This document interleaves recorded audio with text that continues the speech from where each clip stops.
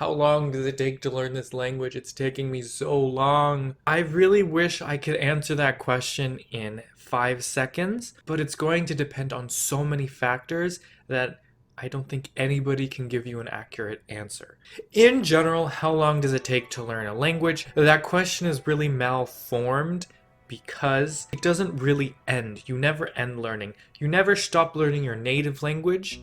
You're never going to stop learning a foreign language. Think about how many new words we had to create recently, related to social media, related to the internet, related to this pandemic. I still encounter English words all the time that are interesting to me.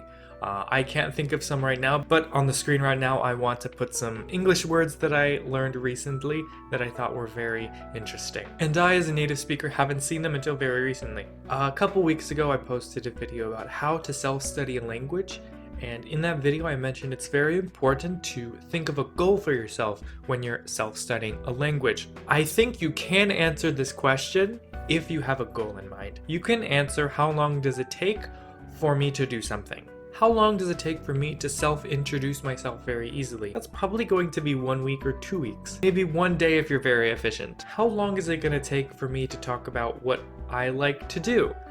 That's probably going to be 1 month if you're efficient. How long is it going to take to have a conversation about most daily topics? I would say probably 6 months for a comfortable conversation about most topics. How long is it going to take to write an essay? Probably like a year, I think. How long is it going to take to become a UN translator? Probably 10 years or more. So it all depends on your goals. These numbers are actually really bad because it depends on the language, it depends on so many things. If it depends on so many things, what are those things? The number one most important factor that determines how long it takes for you to learn a language is your own native language. Just by default, because of the way you form things in your mind, what you think is important information, what is not, some languages will be easier for you than others.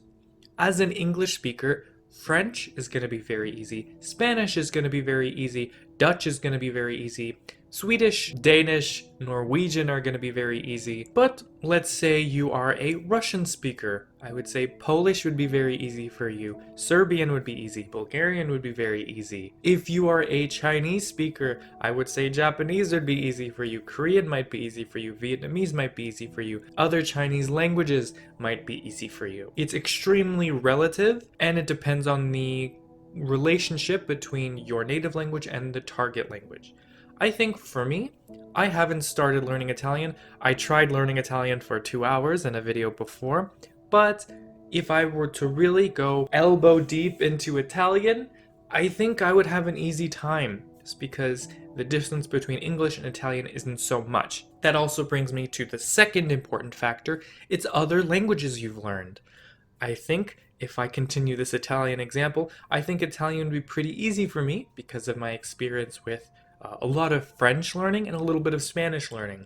So for me, the concepts of Italian don't really shock me. I think that's why I was able to make that video of learning Italian in 2 hours, because I was going off a lot of assumptions from English, from French, from Spanish, so I knew what the tough points were. And if you watch that video, you'll see that I'm very shocked when something is different from English, French, and Spanish. Something new appears that I totally didn't expect. Auto has no plural.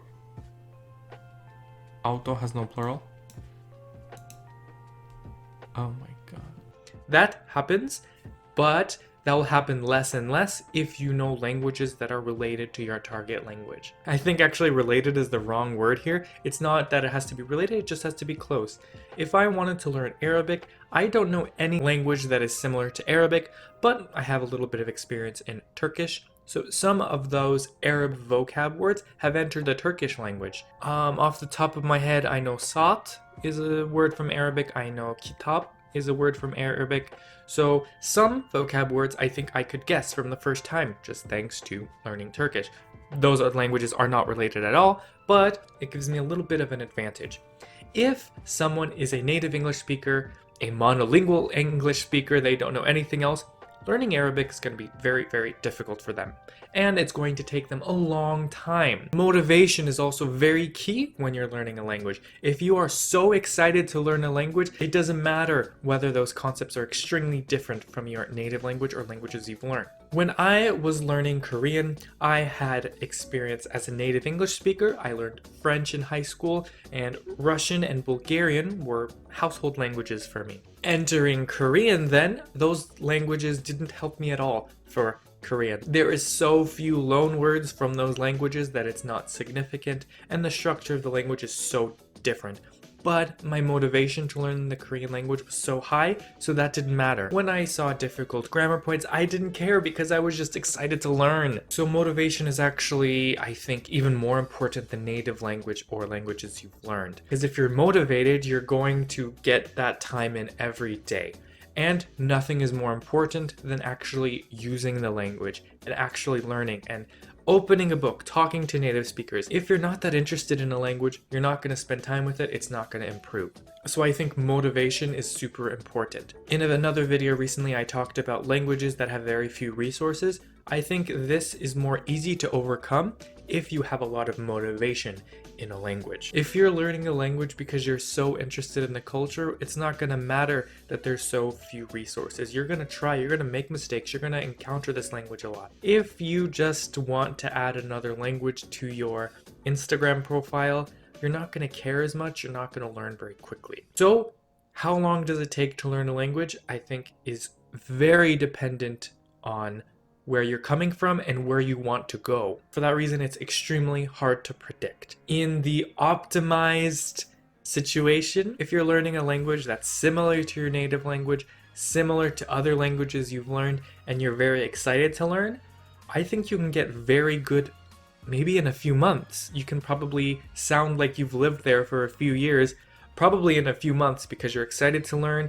you're not encountering difficult concepts, you're not wasting your time learning some very basic things. The least optimized thing is learning a language that's very different from your native language, very different from everything you've learned before, and you are not that motivated to learn. You just heard a suggestion, you think it's an interesting country, you think it'll be helpful for your job, but you're not that excited to learn.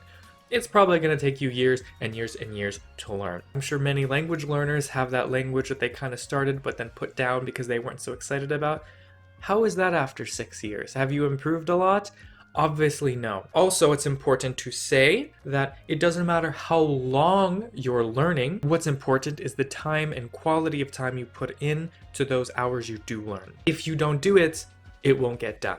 If you don't make effort, it won't be finished. So you really should be considering how many hours does it take for me to get to this level of my language? That's the question you should be asking yourself, not how long it will take. A lot of video games have like clocks that show you how long you've been playing some video game, and somebody who has 100 hours in 10 days is doing a lot more effort than someone who has 100 hours after 100 days, right? So when Animal Crossing New Horizons came out, I was all over that game. I was playing it all the time. I got hundreds and hundreds of hours in, and my town improved a lot. But I had some other friends that didn't play so much. We got the game on the same day. It doesn't matter how much absolute time goes. Because I was spending more time in my Animal Crossing town, it became more beautiful, more developed.